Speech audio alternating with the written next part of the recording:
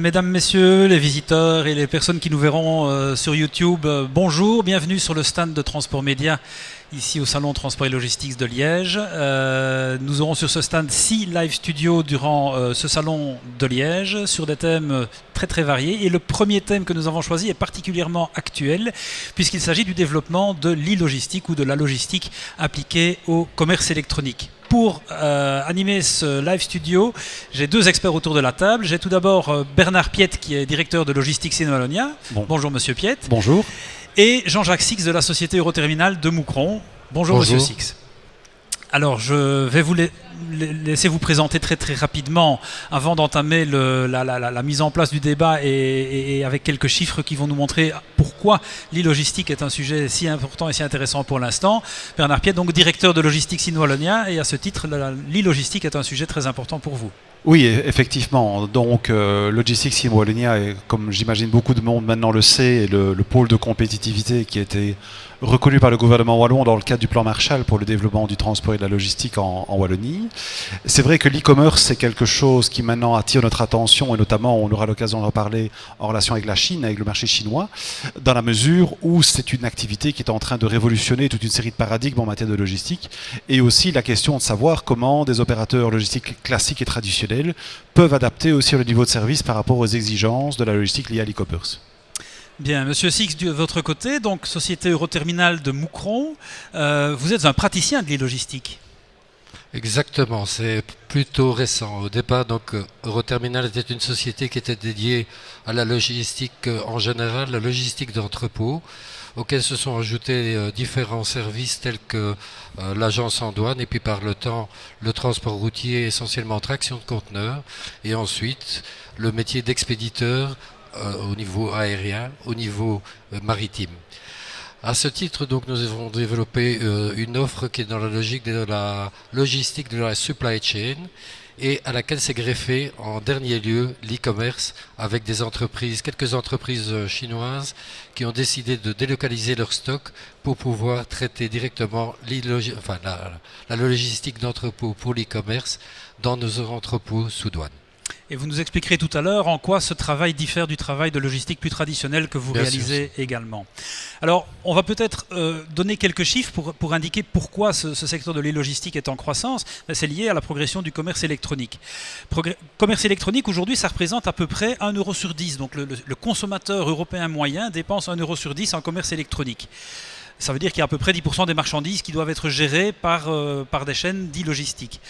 D'ici 10 ans, on prévoit que ce pourcentage passera à 40%. Donc on aurait 4 euros sur 10 dépensés par le consommateur européen moyen en e-commerce. Au niveau belge, on a dit longtemps que la Belgique souffrait d'un certain retard. Je ne sais pas si vous pourrez être d'accord avec moi, mais il semblerait qu'aux dernières nouvelles, et surtout en 2015-2016, la Belgique ait rattrapé fortement son retard puisque nous sommes le pays d'Europe qui a connu la plus forte progression du commerce électronique. Donc de plus en plus de consommateurs achètent via Internet avec une progression de 13,4% sur une année, ce qui est énorme. On avait peut-être un certain retard, on est peut-être en train de le rattraper. Bernard Piette, est-ce que vous confirmez cette espèce de mouvement de rattrapage en Belgique? Alors, je pense que là, on parle de plusieurs choses. Il y a d'abord les chiffres que vous mentionnez sont avant tout des chiffres au niveau du comportement d'achat. Donc, le comportement d'achat, effectivement, du consommateur. Je pense que lorsque l'on parle d'e-commerce également, il y a différentes choses à distinguer, puisqu'il y a évidemment l'e-commerce en B2C, donc pour tout ce qui est vers les marchandises, vers un consommateur final, mais il y a aussi une part non négligeable d'opérations électroniques qui se font aussi entre entreprises, en B2B. Et donc, il est relativement logique de penser que aussi toute une série d'entreprises industrielles, aussi pour leurs clients industriels, se mettent à une forme de commerce électronique. Alors, c'est vrai que la Belgique a aussi un retard, par contre, en matière de développement de l'activité logistique relative à l'e-commerce. Et notamment, ça s'expliquait par deux choses.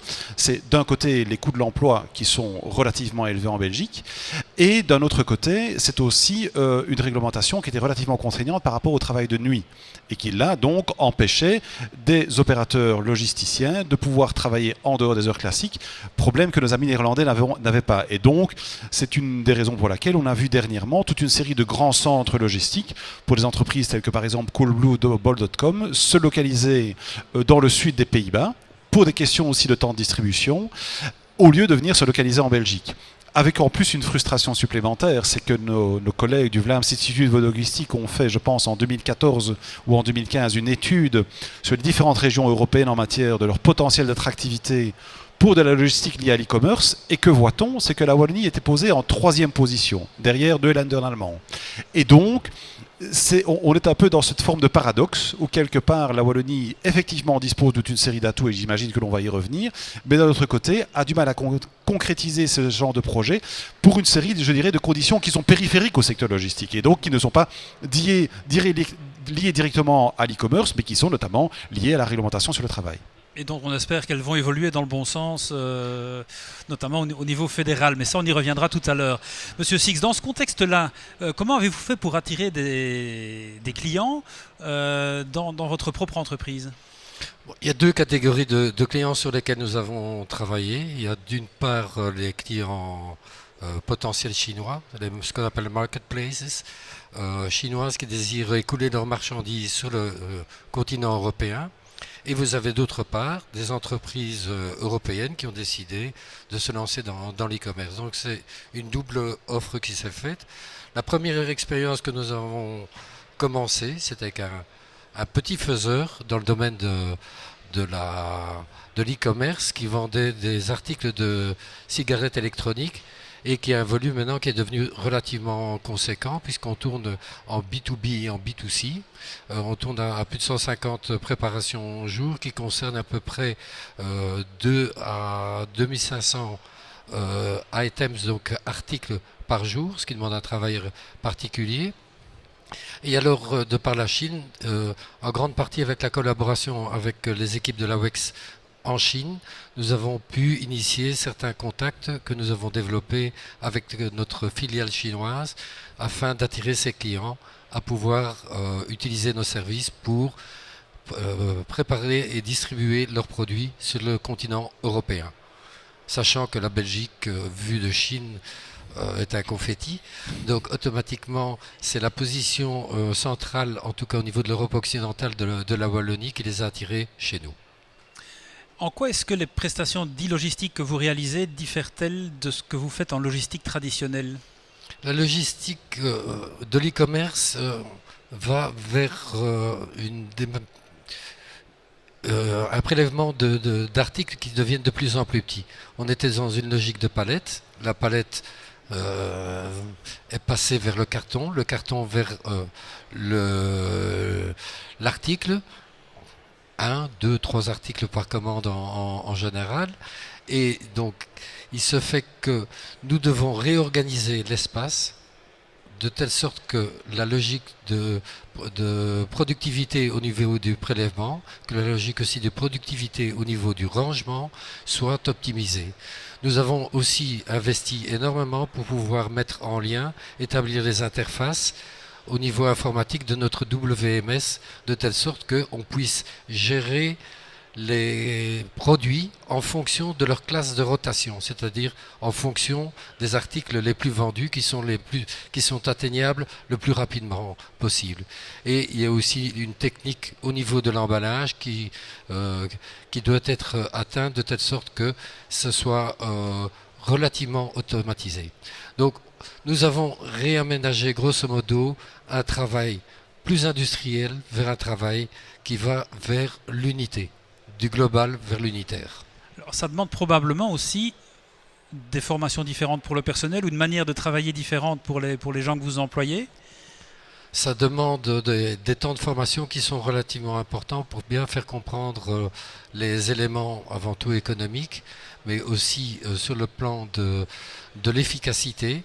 Et nous avons pu bénéficier, en ce qui nous concerne, de par notre positionnement à la frontière française, d'une activité qui était très importante dans le nord de la France, qui était la vente par correspondance, où l'acte de vente par article était beaucoup plus connu. Quand bien même le modèle économique de sociétés telles 3 Suisse, Redoute, etc., a connu de gros problèmes, la partie logistique nous a donc réservé des candidats qui étaient au fait de ces choses. Et c'était un des arguments qui nous a permis de nous imposer plus rapidement sur ce marché que certains concurrents.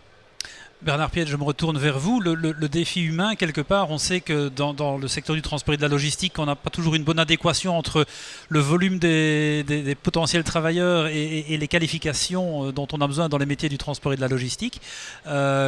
Comment peut-on, en Wallonie, amener à l'e-logistique les membres de personnel dont on aura besoin aujourd'hui et demain? Il y a une question que vous n'avez pas posée et qui est un présupposé. La première question, c'est comment d'abord amener les gens dans les métiers de la logistique. Et ça, c'est le premier problème. En fait, les récents développements, en plus, évidemment, ne nous servent pas, mais la logistique reste un métier qui a une assez mauvaise image de marque et qui, dans les baromètres d'attractivité, notamment pour les jeunes, sont extrêmement bas. Donc ça, c'est un vrai problème. Et c'est un vrai problème d'autant plus que nous avons, depuis maintenant plusieurs années, lancé une analyse des offres d'emploi qui nous permet de voir quelles sont la demande en matière, la véritable offre d'emploi émise par les entreprises pour les métiers de la logistique en général dans tous les secteurs. Et en 5 ans, nous avons analysé plus de 6800 offres d'emploi. Ça veut donc dire que des jobs, il y en a. Et lorsque l'on fait la relation avec notamment, par exemple, les jeunes qui sortent en niveau bac des hautes écoles qui, en communauté française, forment des logisticiens, on est plus ou moins à entre 50 et 70 par an. Donc il y a un décalage énorme. Et donc la première difficulté, c'est d'abord d'attirer des gens dans le domaine de la logistique. Et la logistique est un peu perçue comme un domaine où on demande beaucoup de flexibilité et où on n'est pas très très bien payé. Donc c'est d'abord le premier problème à régler avant d'essayer effectivement d'amener des gens vers l'e-logistique.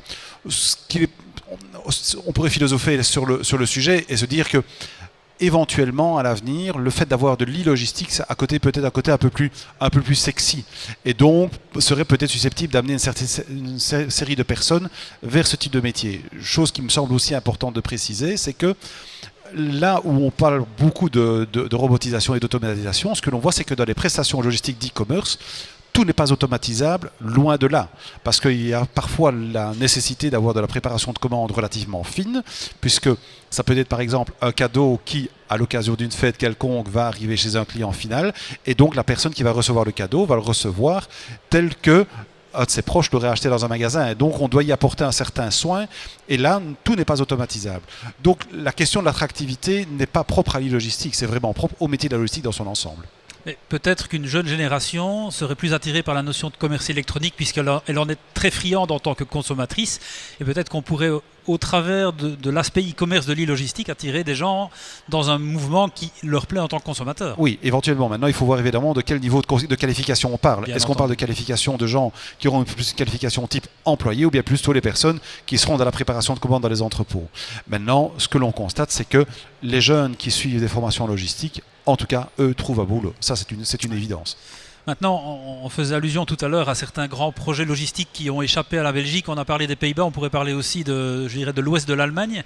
Ce qui veut dire que l'argent que le consommateur belge dépense en commerce électronique profite relativement peu à l'économie belge. Il y crée relativement peu de valeur ajoutée. Et ce sera ma dernière question, et vous aurez probablement des avis complémentaires sur le sujet. Comment faire pour attirer davantage, parce qu'il y a encore un potentiel clair dans ce domaine-là, comment faire pour attirer davantage de centres de distribution d'e-logistique en Belgique en général et en Wallonie en particulier? Ça, c'est un peu la boule de cristal. Maintenant, je pense que nous avons toute une série d'atouts objectifs qui nous distinguent par rapport à nos régions voisines. Et je pense que les principaux atouts, et M. Six en a parlé, c'est d'abord évidemment la localisation, puisque la Wallonie en tant que telle n'est pas un marché. La Wallonie est une porte d'accès à un marché qui est bien plus large. Donc, il y a une question d'abord de localisation, une question d'espace disponible, puisque par rapport à nos régions voisines, nous avons une législation qui en matière d'aménagement du territoire nous permet peut-être un petit peu plus de souplesse par rapport à l'aménagement de zones. Et on a aussi les arguments objectifs tels que par exemple l'aéroport de Liège qui a aussi tout autour de ses infrastructures principales des possibilités d'extension.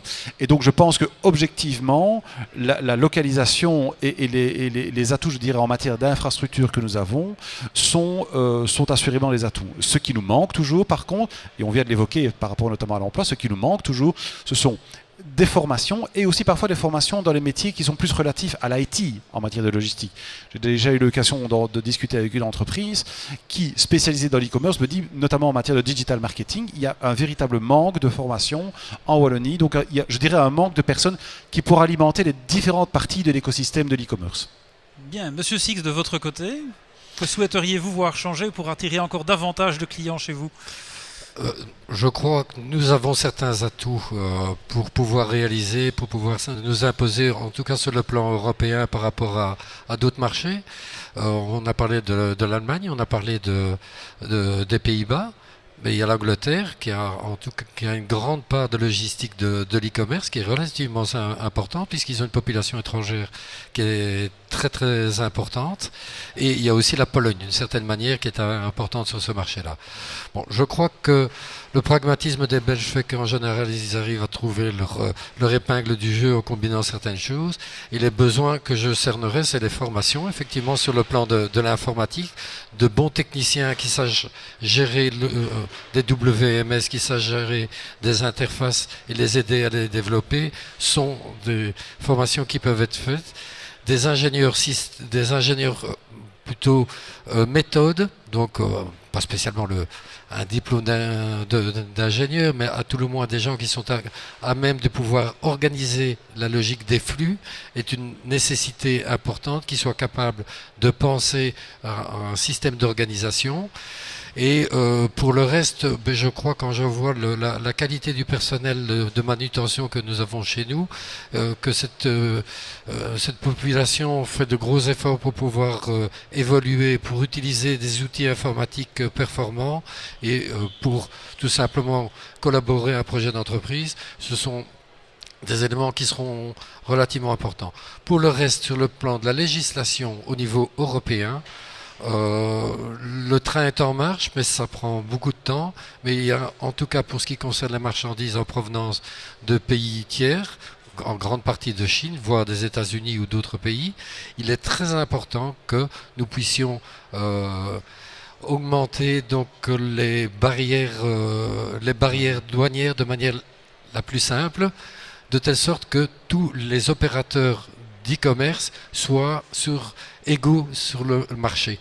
Actuellement, nous avons des modes de contournement des législations qui existent par l'intermédiaire des Pays-Bas, etc. Je ne veux pas rentrer dans un débat fiscal, mais il serait important que, compte tenu des milliards de TVA qui échappent aux différents pays européens, qu'il y ait une harmonisation qui se fasse et un contrôle des marchandises qui puisse se faire. Il est anormal qu'on puisse acheter des montres en Chine pour 6 €, alors qu'en réalité, on a fait un paiement de 50 € et qu'on échappe aussi à la taxe qui est due. Ça fait partie aussi de notre responsabilité sociale au niveau des entreprises, de pouvoir maintenir aussi un flux fiscal qui soit à l'avantage non seulement des entreprises, mais aussi de chaque particulier. Donc Bernard Piette, si on conclut, le chantier infrastructure, on l'a, je veux dire, la localisation, elle est à nous, les infrastructures, on les a, les terrains, on les a.